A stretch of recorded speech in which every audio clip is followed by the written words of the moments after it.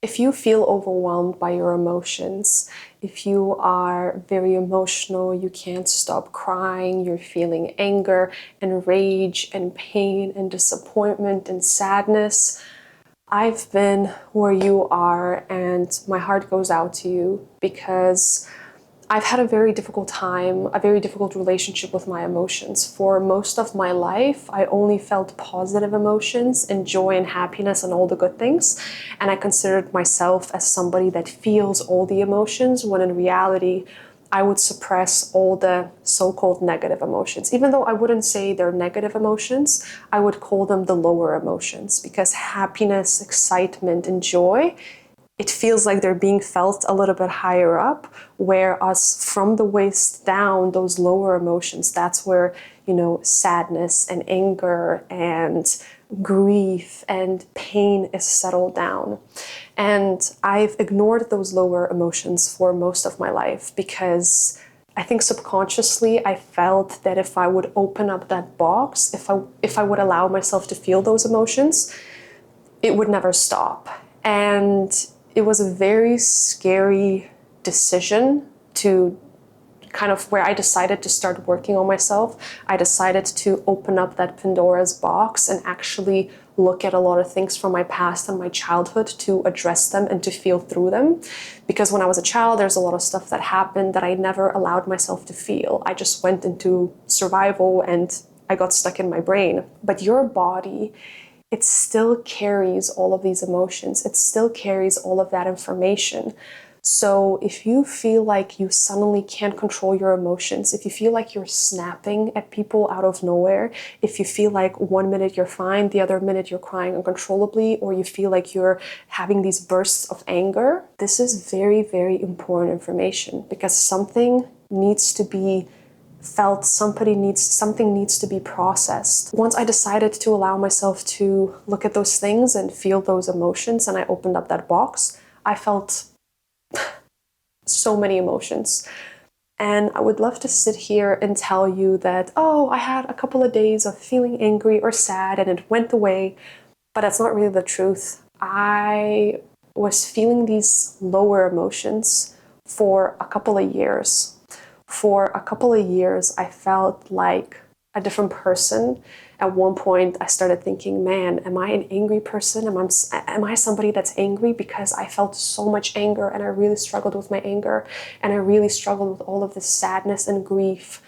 I would sometimes lay on the carpet and just cry for hours, and I would have to go to work. I needed to function as a normal person in society and make a living and support myself.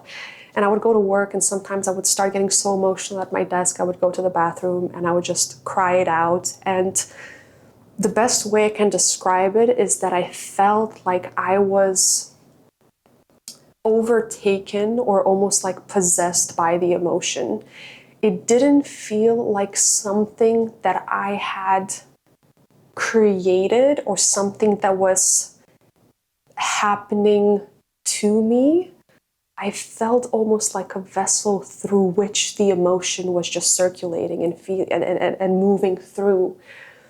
And if you find yourself in this space right now, if you are struggling with your emotions, you can't control your emotions, suddenly you feel overly emotional and you're like, what is happening? This is incredibly important information because your body is trying to tell you something. There is something that needs to be released. And now looking back, it makes a lot of sense that for me, it took a couple of years to feel all of these lower emotions, all of these heavier emotions, because I had suppressed them for most of my life. It's been decades when I didn't allow myself to feel these things. So there was a lot of things that needed to be felt. So if you're crying a lot, if you can't stop crying, or if you get emotional about things that don't make sense, if somebody says something considerably small, but it triggers this wave of emotion within you, let it come. Don't stop yourself. Don't go into your analytical, rational mind trying to understand where it's coming from. If it keeps coming, and if that emotion is so heavy, there is a bigger reason for it. And if you're watching this video right now, chances are quite high that you're probably more in tune with spirituality and energy and something greater than just our human selves. So with these emotions as well, sometimes you don't know what from the past, whether it's this existence or previous existence, maybe it's family ties and family energy as well. Emotions are like living beings almost. They need to be taken care of, they need to be felt, and they need to be released. And a lot of the times what we do is that we keep recycling emotions. So the same way how I had suppressed my anger for decades of my life, and then I started to feel it, I got a little bit stuck into the feeling of it because I was like, okay, I have never felt this emotion. So now I need to feel it and feel it and feel it and feel it and feel it. And yes, it needed to be felt. But at some point I needed to say, okay, this emotion related to this event, I let go. I felt enough of it and now I needed to release it. So it's a very delicate balance as well between feeling the emotion, but also not getting stuck in it. You can feel pain and you need to feel pain. It's an important thing to process, but you shouldn't get stuck in suffering. Pain and suffering are very different. Pain needs to be felt. Suffering means that you keep recirculating that pain and you're actually not letting it go. You're holding on to it really, really tightly.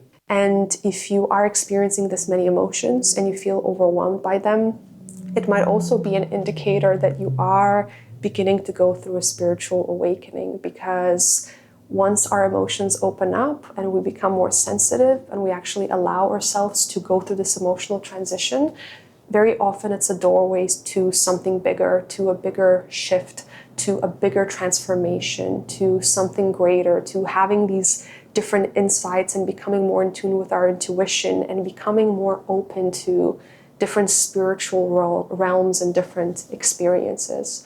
So I just want to validate you and assure you that you are not crazy. You are not losing your mind. There is nothing wrong with you. You are not broken. The world and the society is very desensitized and people are so closed off, and you need to be strong and don't show your feelings. Don't wear your emotions on your sleeve.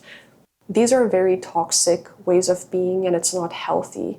And if you trap a lot of these emotions and you never release them, they start to appear in different ways. They start to appear in actual physical ailments. They start to appear in other distresses and disturbances in our mind and our body. So allow the emotions to flow through you. Ride it like a wave.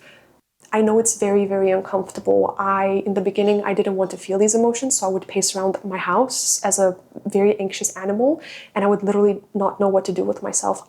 If you would have looked at my eyes or my face at the time, I probably looked terrified. I was so freaked out by everything because it was so new, and it's very scary to feel all of these emotions. But if it keeps coming and you can't stop crying and you can't stop feeling a certain emotion, there's a reason. There's something bigger that needs to be released. There's something bigger that needs to be felt. So allow yourself a safe space to feel through it.